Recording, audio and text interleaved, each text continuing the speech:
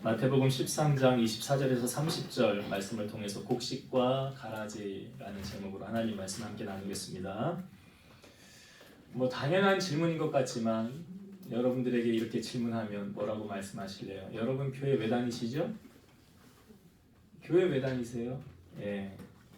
천국 가려고 다니시는 거 맞죠? 예.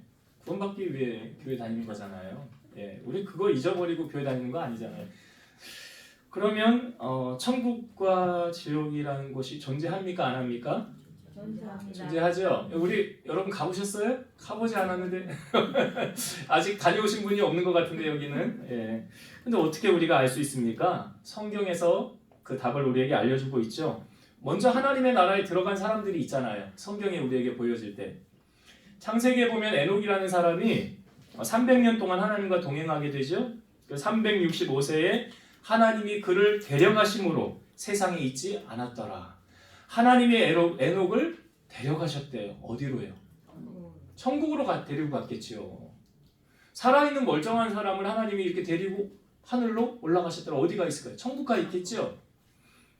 또 엘리야라는 사람이 있었죠. 엘리사와 길을 가다가 하늘에서 불말과 불수레가 내려와서 두 사람을 갈라놓고 엘리야를 회오리 바람으로 하늘로 데리고 올라가더라 라고 성경에 표현되어져 있어요. 어디 갔을까요? 천국 갔겠죠. 그러니까 그 뒤에 제자들 한 50명이 찾아요. 한 사흘 동안 엘리야가 어디 가다가 떨어졌나 어디로 숨었나 하고 찾는데 찾아요 못 찾아요? 못 찾지요. 천국에 갔으니까 당연히 못 찾겠지요.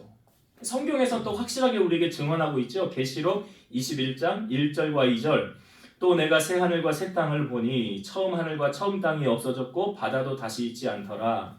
또 내가 봄에 거룩한 성 새 예루살렘이 하나님께로부터 하늘에서 내려오니 그 준비한 것이 신부가 남편을 위하여 단장한 것 같더라. 새 하늘과 새 땅이 있더라. 분명히 성경은 우리에게 말하고 있습니다. 예수님은 주로 사역을 하실 때요 비유적인 표현을 많이 하셨죠. 그럼 성경에 보니까 예수님은 비유로 말씀하시어 감추인 것을 드러내셨더라. 그러니까 말씀이 이렇게 감추어졌다는 거죠. 여러분 그런 경험 하잖아요. 성경을 읽다가 이전에는 이런 뜻이 있는지 몰랐는데 어느 순간 깨닫게 되는 경우 있잖아요. 아 여기 이런 진리가 있었구나. 이런 뜻이구나. 성령께서 깨우쳐 주시지 않습니까? 근데 예수님도 비유로 많이 말씀하시는데 천국과 지옥에 관한 말씀을 예수님이 너무 많이 우리에게 해주셨어요. 그 중에 대표적으로 부자와 나사로의 비유 들어보셨죠? 이 부자는 자기 살아있을 때 호화로이 잔치했어요. 자기 하고 싶은 거 다 했어요. 세상적으로 누리고 싶은 거 다 누렸어요. 그러나 이 거지였던 나사로는 그 헌대를 개들이 와서 핥았고 이 부자의 대문간 밖에서 지내며 아주 어려운 생활을 했죠. 그런데 부자와 나사로가 둘 다 죽었어요. 죽고 났는데 상황이 바뀌었죠. 부자는 뜨거운 음부에서 너무 고통을 당하는 거예요. 그래 거지였던 나사로는 아브라함의 품에 안겼더라. 이게 천국을 말하는 거잖아요. 그러니까 이 부자가 너무 괴로우니까 나사로를 나에게 보내어서 손끝에 물 한 방울만 찍어서 내 혀에 좀 닿게 해달라는 거예요. 근데 주님이 그렇게 할 수 없다라고 말하죠. 여기서 저기로 갈 수 없다라고 말하죠.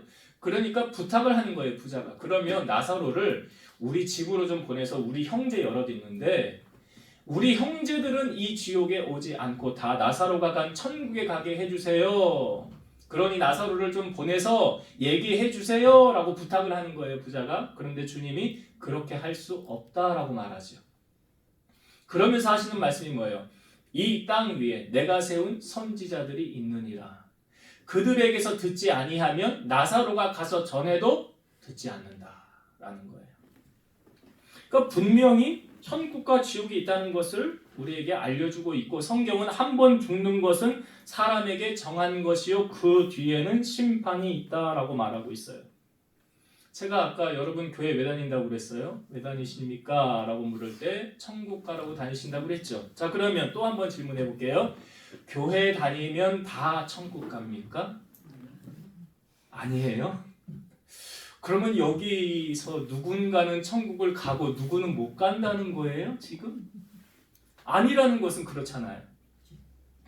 예수님이 이렇게 말씀하셨어요. 나더러 주여 주여 하는 자마다 다 천국 갈 것이 아니요라고 했어요. 그렇죠? 예수님이 하신 말씀이에요.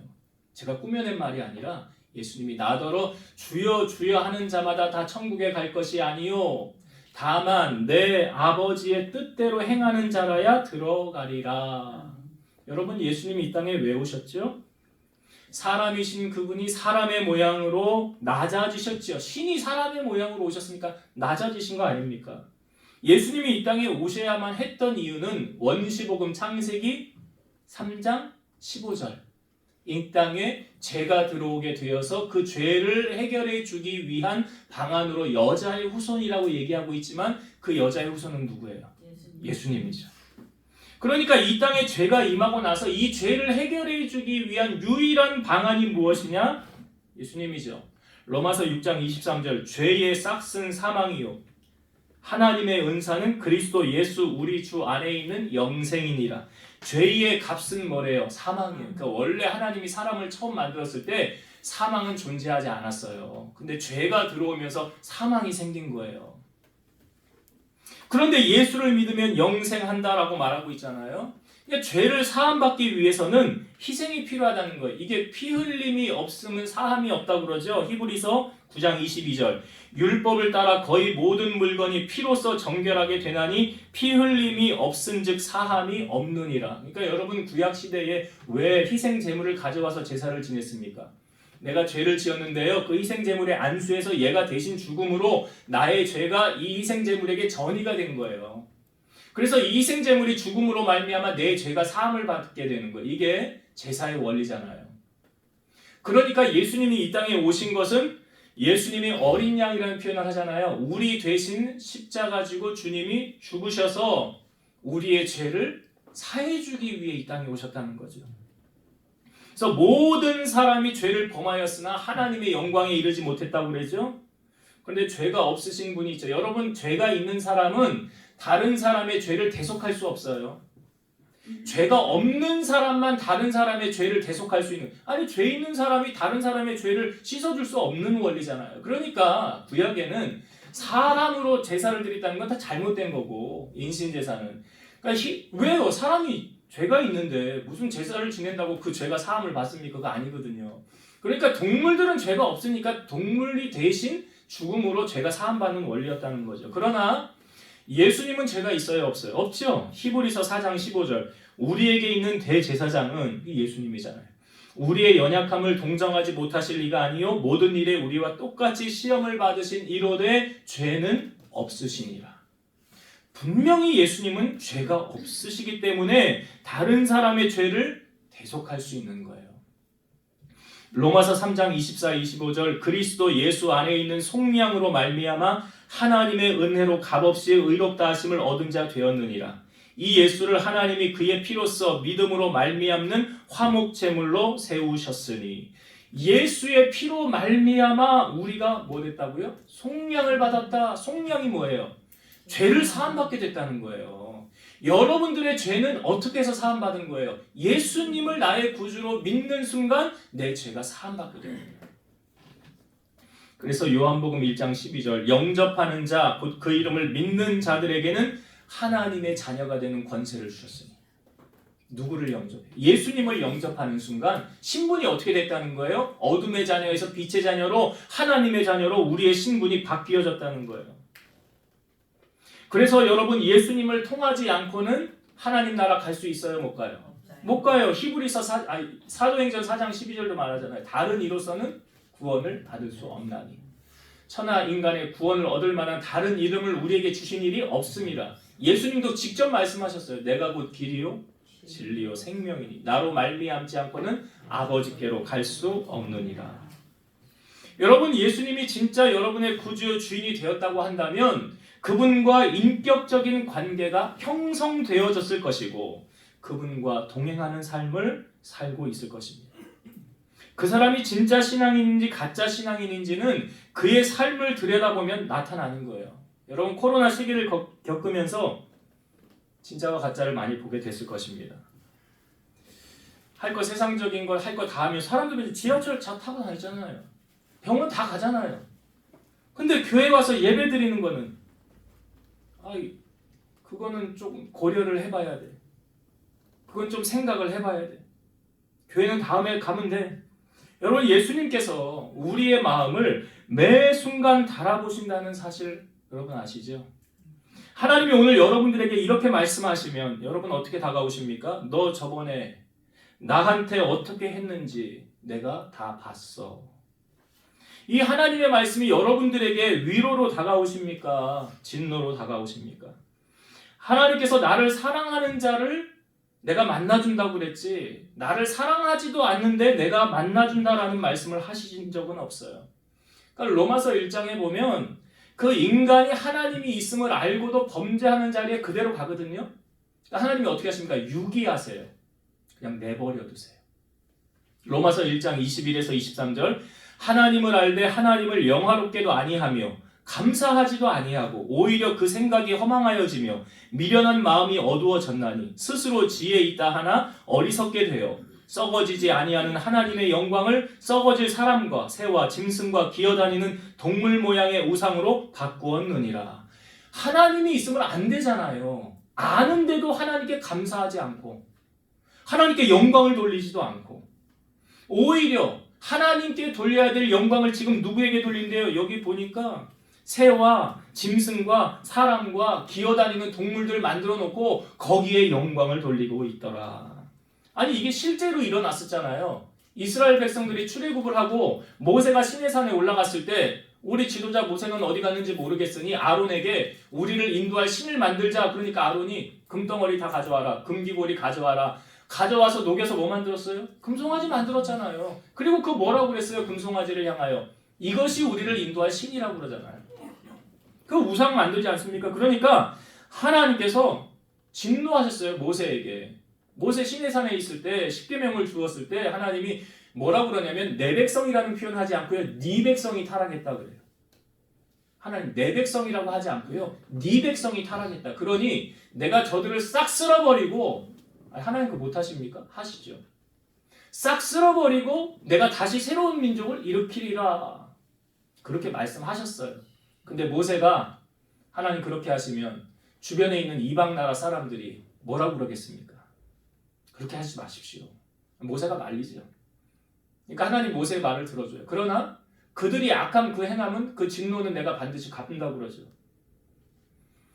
여러분, 성경을 기록한 목적, 하나님은 질투하시는 하나님이시에요. 우리를 사랑하는 자에겐 천대까지 복을 베풀어 주시고 잘못하면 3, 4대까지 저주가 임하다라는 말씀을 성경이 우리에게 다 보여주고 있지 않습니까? 그러니까 성경을 기록한 목적도 그래요. 영생 얻는 비결, 구원받는 비결을 어디에서만 알려줍니까? 이 성경에서만 알려주고 있어요.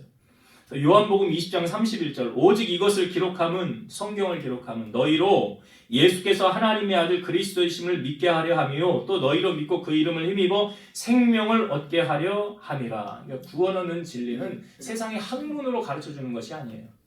오직 하나님의 말씀만이 우리에게 알려주고 있더라.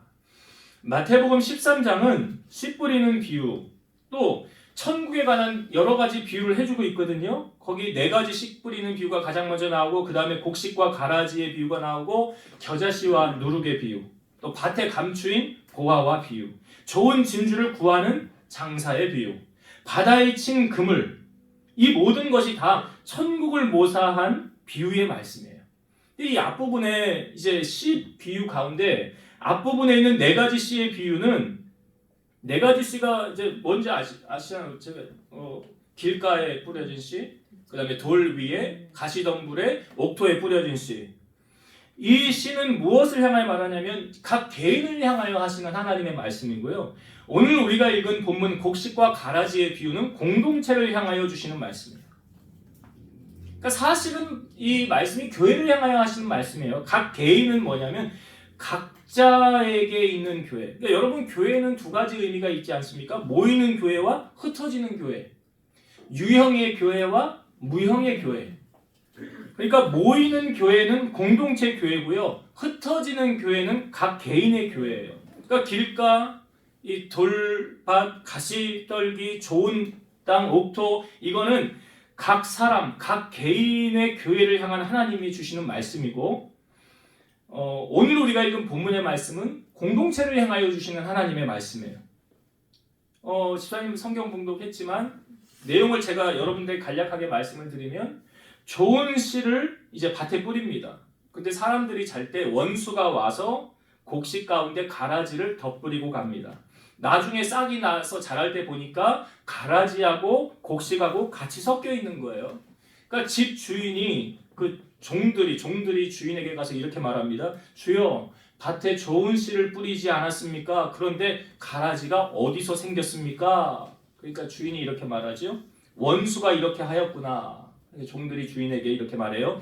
그러면 우리가 이것을 가서 뽑기를 원합니까? 물으니까 주인이 가만두라. 가라지를 뽑다가 곡식까지 뽑을까 염려하노라. 둘 다 추수 때까지 함께 자라게 두라. 추수 때에 내가 추수꾼들에게 가라지는 먼저 거두어 불사르고 단으로 묶고 곡식은 모아 내 곳간에 넣으라. 이렇게 오늘 우리가 읽은 본문의 내용이 이거예요. 자, 이걸 예수님이 비유적인 표현으로 하신 거잖아요. 자, 어떤 비유입니까? 자, 오늘 성경 한번 봅시다. 마태복음 13장 36절부터 예수님이 이 비유로 하신 말씀을 해설해주고 있거든요. 해석해주고 있어요. 제가 36절부터 읽어볼게요. 이에 예수께서 무리를 떠나사 집에 들어가시니 제자들이 나와 이르되 밭에 가라지의 비유를 우리에게 설명하여 주소서. 대답하여 이르시되 좋은 씨를 뿌리는 자는 인자요. 인자요. 밭은 세상이요. 또 좋은 씨는 천국의 아들들이요. 가라지는 악한 자의 아들들이요. 가라지를 뿌린 원수는 마귀요. 추수 때는 세상 끝이요. 추수꾼은 천사들이니 그런즉 가라지를 거두어 불에 사르는 것 같이 세상 끝에도 그러하리라. 인자가 그 천사들을 보내리니 그들이 그 나라에서 모든 넘어지게 하는 것과 또 불법을 행하는 자들을 거두어내어 풀무불에 던져 넣으리니 거기서 울며 이를 알게 되리라. 그때 의인들은 자기 아버지 나라에서 해와 같이 빛나리라. 귀 있는 자는 들으라. 여러분, 여기서 씨는 무엇을 말합니까? 좋은 씨라고 하는데 씨는 그 앞부분에도 길가 돌자 거기도 나오죠. 씨는 동일한 의미를 담고 있어요. 씨는 하나님의 말씀이죠. 씨는 말씀이에요. 여러분, 그러면 말씀이 어디에서 선포됩니까? 교회에서 선포가 되죠. 말씀은 교회에서 선포가 되는 거잖아요. 그러니까 교회 안에 이 말씀을 지금 적용을 하면 이런 거예요. 교회 안에 여기 천국의 아들들과 천국의 아들들이라고 하는 건 뭐예요? 구원받은 하나님의 백성이죠. 그렇잖아요. 그리고 여기 악한 자의 아들, 여기 가라지, 구원받지 못하고 마귀의 도구로 쓰임받는 사람들이 있더라. 여기가 이제 한 공간 안에 밭이라는 것은 지금 말씀이 선포되는 곳이잖아요. 그 밭 안에 지금 같이 공존한다는 말이잖아요. 같이 공존한다는 거예요. 자, 그러면 알곡과 가라지의 특징이 있어요. 먼저 알곡의 특징, 이 구원받은 하나님의 자녀들의 특징이 있어요. 어떤 것들이 있느냐? 먼저는 하나님을 사랑합니다. 왜냐하면 하나님이 나의 아버지시잖아요. 부모가 자녀를 사랑하듯이 하나님 아버지를 사랑하는 건 너무 당연한 이치죠. 나를 자녀 삼으시고 선택하시고 하나님 자녀 되게 하셔서 구원해 주셨으니 사랑하는 건 너무 당연한 거예요. 그러니까 하나님을 사랑한다. 첫 번째. 두 번째는 예수님을 사랑합니다. 죄로 말미암아 죽을 수밖에 없는 인생을 날 구원하여 대신 십자가 지고 고난당하신 주님을 사랑하는 건 너무 당연한 원리고, 예수님이 나의 구세주이십니다라고 고백하며 살아요. 알곡의 특징이에요. 세 번째 알곡의 특징은 주의 일을 하는 사역자들을 사랑합니다. 예수님이 제자들을 파송하시면서 하셨던 말씀이에요. 너희를 영접하는 자는 나를 영접하는 것이고 나를 영접하는 자는 나를 보내신 아버지를 영접하는 것이니라. 그러니까 예수님을 사랑하고 하나님을 사랑하면 하나님의 일을 하는 사역자들을 당연히 사랑하게 돼 있더라. 우리가 수요일날 예배 때도 말씀 나누었죠. 목사님과 관계가 좋으면, 이거 먼저 하나님과의 관계가 좋으면 목회자와 관계가 좋더라. 하나님과 관계가 껄끄러우면 목회자하고 관계가 껄끄럽더라. 뭐 다른 교회는 어떤지 모르겠는데 저에게 주시는 감동으로 선포되는 말씀은 그러해요. 그래서 제가 그 얘기도 했잖아요. 제가 설교 준비를 하거나 기도할 때 자꾸 생각나게 하는 사람, 성령께서 자꾸 생각나게 하는 사람이 있다고 그랬죠. 아, 하나님 많이 사랑하는구나, 이 사람. 기도 많이 해줘야 되겠구나. 말씀드렸잖아요. 여러분 사도 바울이 다메섹에서 회심을 할 때 앞이 안 보였죠. 음성이 들려와요. 앞이 갑자기 안 보니까 누구십니까? 그러니까 뭐라고 그래요? 나는 네가 박해하는 예수라 그러죠. 아니 근데 예수님은 사도행전 1장에 보니까 어디로 가셨어요? 제자들이 보는 가운데 하늘로 올라가시잖아요. 아니 하늘에 있는 그 예수님이 언제 사도 바울이 천국까지 가서 핍박을 했습니까? 아니잖아요. 근데 왜 예수님은 나는 네가 박해하는 예수라라고 말합니까? 예수님의 제자들을 박해하니까. 예수님이 말씀하신 거잖아요. 그렇게 나는 네가 박해하는 예수라. 사도 바울은 전혀 그렇게 한 적이 없거든요. 근데 예수님의 제자들에게 그렇게 한 것이 누구에게 한 거예요? 예수님에게 한 거라고요. 주의 종을 잘 선대하면 이게 누구에게 하는 거예요? 그래요. 그 상급이 그렇게 가는 거예요. 그러니까 예수님이 그렇게 말씀하신 거예요. 사도 바울이. 그러니까 알곡은 하나님의 일을 사역자들을 사랑합니다. 또 알곡의 특징은 형제 자매를 사랑합니다.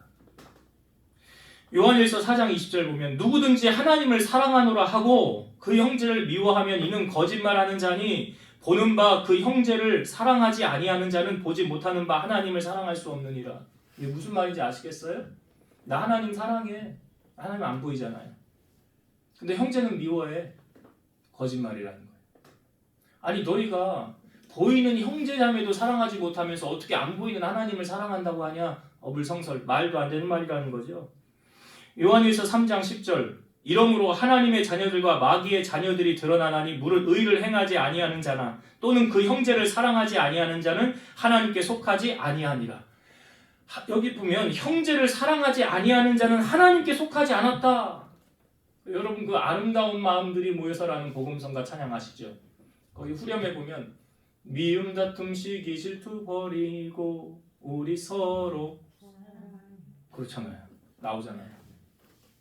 미움 다툼 시기 질투는 누가 주는 마음?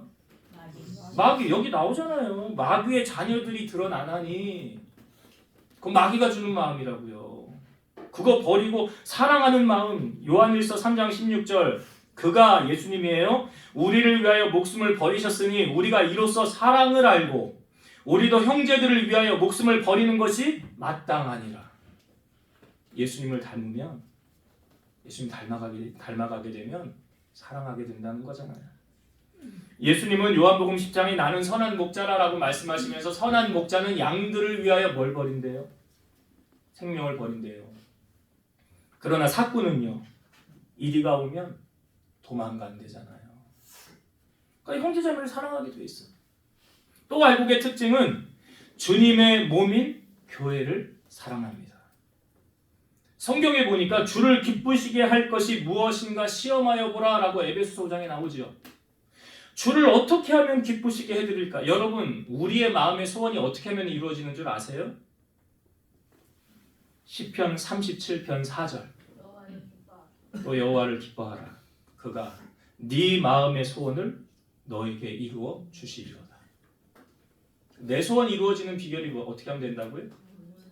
하나님을 기쁘시게 하면. 그게 내 소원이 이루어지는 거예요. 여러분 하나님을 기쁘시게 해드리는 방법이 여러 가지가 있겠죠. 여러분들에게 주신 하나님의 감동이 있을 텐데 저는 그 중에서도 특히 주님의 몸된 교회를 세워나가고 교회를 위해서 충성하는 것을 주님이 가장 기뻐하지 않을까. 왜냐? 교회를 사랑하는 건 누구 사랑하는 거예요? 하나님. 근데 아버지 집이라 예수님이 내 몸이라는 표현도 하셨잖아요. 그러니까 교회를 주님을 사랑하면 교회를 향한 헌신으로 자연스럽게 따라오는 거죠. 주님을 사랑하는데 뭐가 아까워요? 주님을 위해 헌신하는 게 뭐가 아까워요? 봉사하는 거, 예물을 드리는 거, 전도하는 거. 성경에 보니까 강권하여 데려다가 내 집을 채우라라는 말씀이 있잖아요. 예수님이 하신 말씀이에요. 여러분 천국에서 가장 큰 상급은 전도 상급이라는 거 아시죠? 다른 것도 있을 수 있지만 그러니까 알곡 성도는 교회를 세워나가지 교회를 허물려고 하지 않습니다. 알곡 성도는 교회의 일꾼이에요. 기둥의 역할을 감당하는 거예요. 여러분 건물이 튼튼하게 세워져 갈 수 있는 비결은 기둥이 있기 때문에 그렇죠. 그래서 건물을 처음 세울 때 기초 공사를 튼튼하게 하잖아요. 이 기둥은 보이지는 잘 않아요. 그렇게 드러나지는 않아요. 그러나 이 기둥이 없어지면 그냥 다 허물어져요. 교회도 저는 마찬가지라고 생각을 합니다. 요한계시록 3장 12절 보면 이기는 자는 내 하나님 성전의 기둥이 되게 하리니 그가 결코 다시 나가지 아니하리라. 이기는 자는 내 하나님 성전의 기둥이 되게 하리니. 그러니까 기둥이 나가면 그냥 무너지는 거 아니에요. 교회의 기둥은. 그래서 교회의 기둥은 요동하지 않죠. 어떤 시험에도 흔들리지 않습니다. 이게 하나님의 알곡의 특징이에요. 자, 그러면 가라지의 특징도 우리가 알아봐야죠. 가라지의 특징은 제가 말씀드렸던 알곡과 반대로 생각하면 돼요. 여러분, 가라지는 지금 성경에 보니까 누가 뿌린 거래요? 마귀가 뿌린 거래요. 그러니까 가라지는 마귀의 자녀예요. 그러니까 알곡 반대로만 생각하면 돼요. 하나님 사랑하지 않아요. 예수님하고 상관없어요. 주의 종 사랑하지 않습니다. 교회 문 닫게 하려고 하고요. 성도들 시험 들게 해서 교회 떠나게 하려는 게 이게 마귀가 하는 일이에요. 이게 가라지가 하는 일이에요. 자, 성경에 교회를 비유적으로 포도원이라는 표현을 두고 우리에게 보여주는 말씀들이 있어요. 아가서 2장 15절. 우리를 위하여 여우 곧 포도원을 허는 작은 여우를 잡으라. 우리의 포도원에 꽃이 피었습니다. 여기 뭐 우리를 위하여 여우 곧 포도원을 허는 작은 여우를 잡으라 그랬죠. 포도원은 뭘 상징해요? 교회예요. 그럼 작은 여우는 뭐예요? 가라지를 뿌리는 마귀잖아요. 이사야 5장 1절과 2절. 나는 내가 사랑하는 자를 위하여 노래하되 내가 사랑하는 자의 포도원을 노래하리라. 내가 사랑하는 자에게 포도원이 있으며 심히 기름진 산이로다. 땅을 파서 돌을 제하고 극상금 포도나무를 심었도다. 그 중에 망대를 세웠고 또 그 안에 술틀을 팠도다. 좋은 포도 맺기를 바랐더니 들포도를 맺었도다.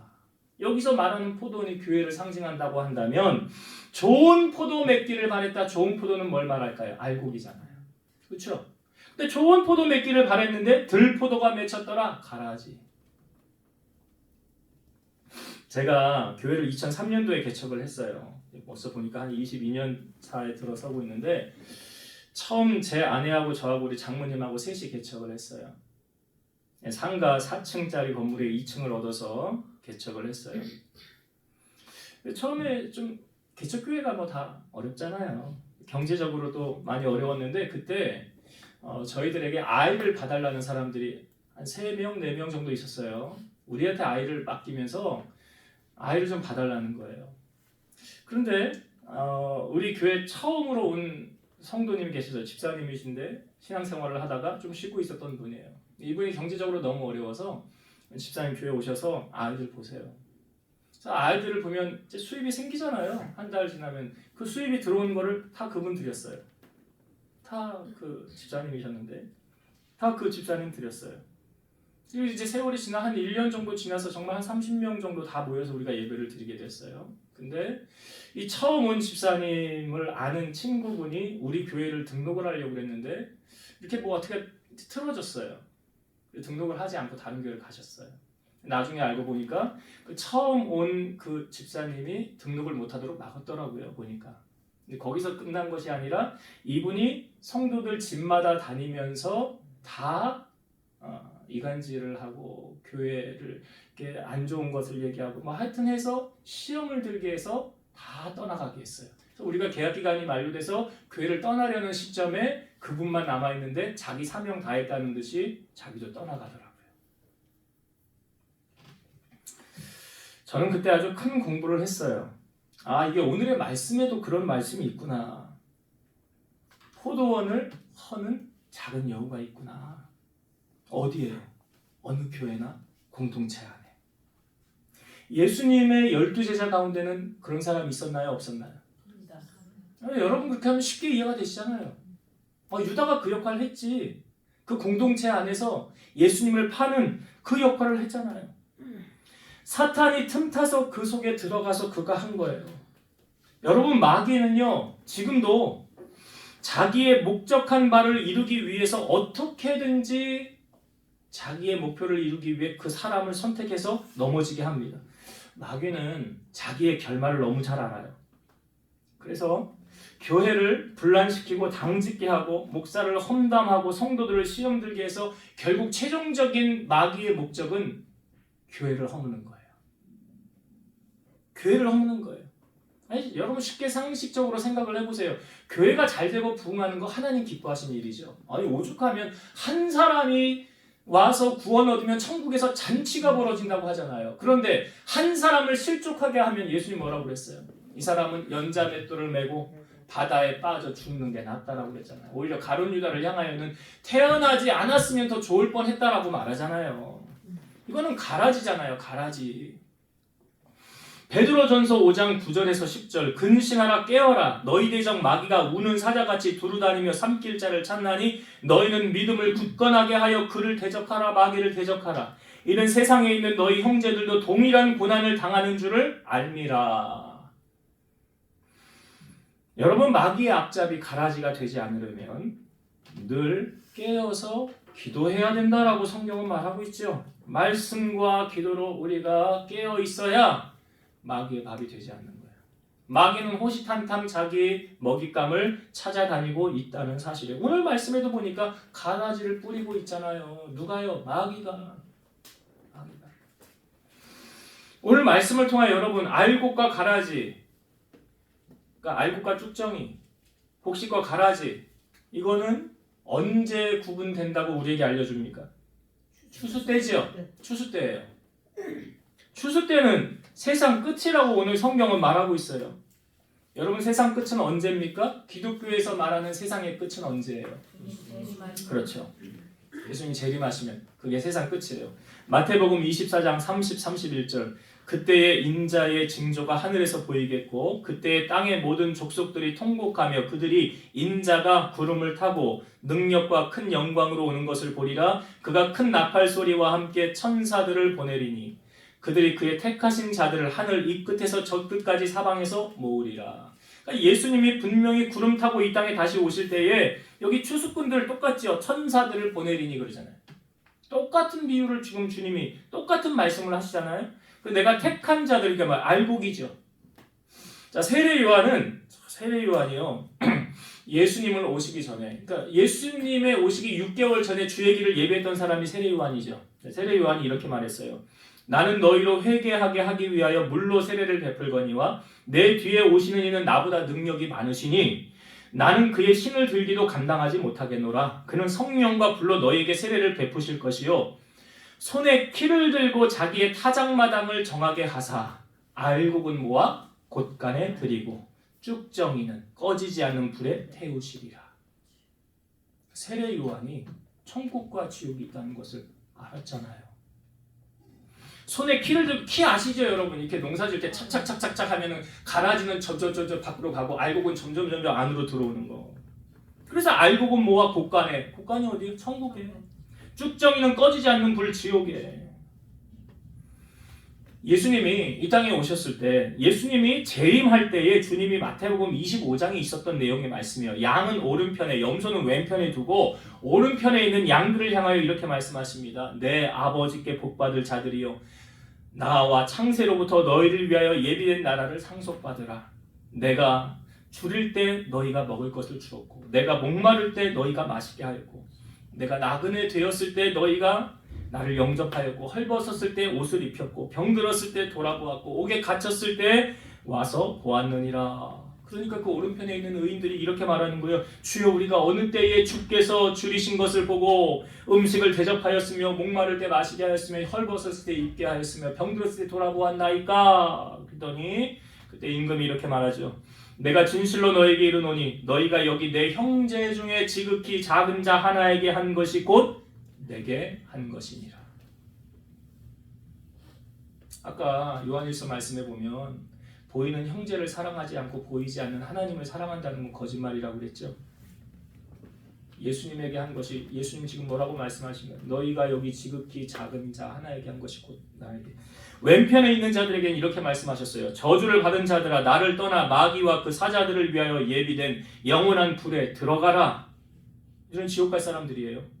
내가 줄일 때 너희가 먹을 것을 주지 아니하였고 목마를 때 마시게 하지 아니하였고 나그네 되었을 때 영접하지 아니하였고 헐벗었을 때 입히지 아니하였고 병들었을 때나 옥에 갇혔을 때 돌아보지 아니하였느니라. 그러니까 그들이 깜짝 놀라면서 이렇게 말하죠. 주여 우리가 어느 때에 주께서 줄이신 것을 돌아보지 아니하였고 목마를 때 마시게 아니하였고 굶주렸을 때 먹이지 아니하였고 옥에 갇혔을 때에 병들었을 때 돌아보지 아니하였나이까 언제 공양하지 아니하였나이까 깜짝 놀라서 물으니까 그때 임금이 이렇게 말하죠.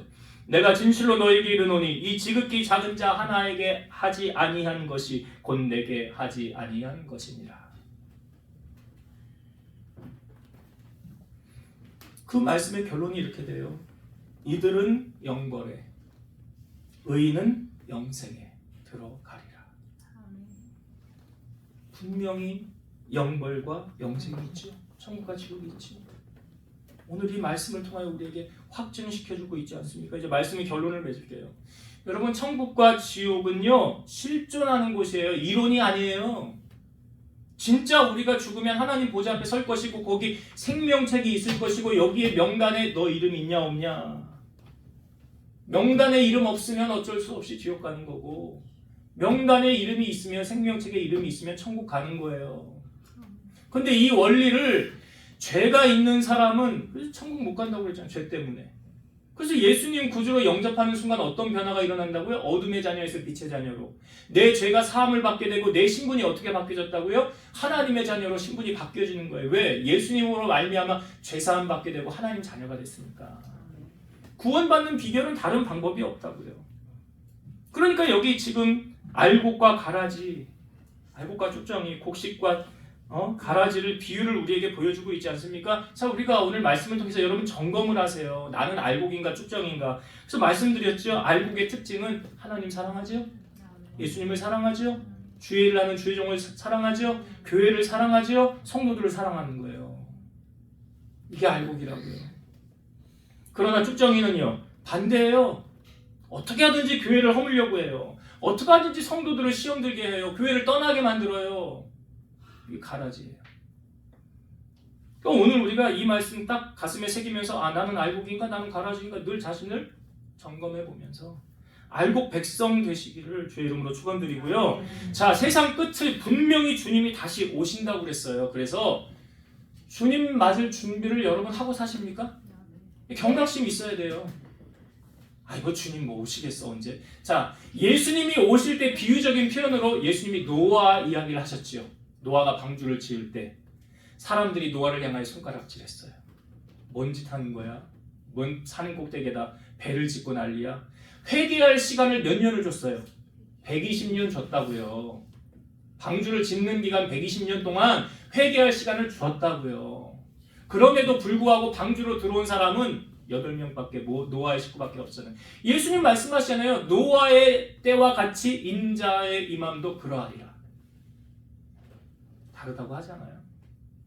그러니까 슬기로운 5 처녀가 기름 등불을 준비해서 주님 맞을 준비하고 살았잖아요. 여러분 우리 슬기로운 5 처녀처럼 다시 오실 주님을 기대하고 소망하는 여러분 되시기 바랍니다. 세상의 방탕함과 술 취함과 생활의 염려로 마음이 둔하여지지 마시고 그날이 덫과 같이 임한다. 도적같이 임한다 라고 말씀하고 있어요. 다시 오실 주님을 사모하며 살아가는 여러분 되시기를 주의 이름으로 축원드립니다. 기도하시겠습니다. 지금도 살아서 역사하시는 하나님 아버지, 한 공동체인 우리 교회 안에 바라기는 우리 모두 사랑하는 성도들이 알곡 백성 되어서 주님 다시 오실 때에 천사들 보내어서 하나님의 택한 자들을 불러 모을 때 우리 다 천국에 입성할 수 있는 우리 성도들 되게 하여 주옵소서. 그래서 주님 다시 오시는 그날까지 슬기로운 5 처녀처럼 기름 등불 준비하여 늘 주님 오심을 기대하고 소망하며 살아가는 우리 성도들 되게 하여 주옵소서. 예수님 이름으로 기도드리옵나이다. 아멘.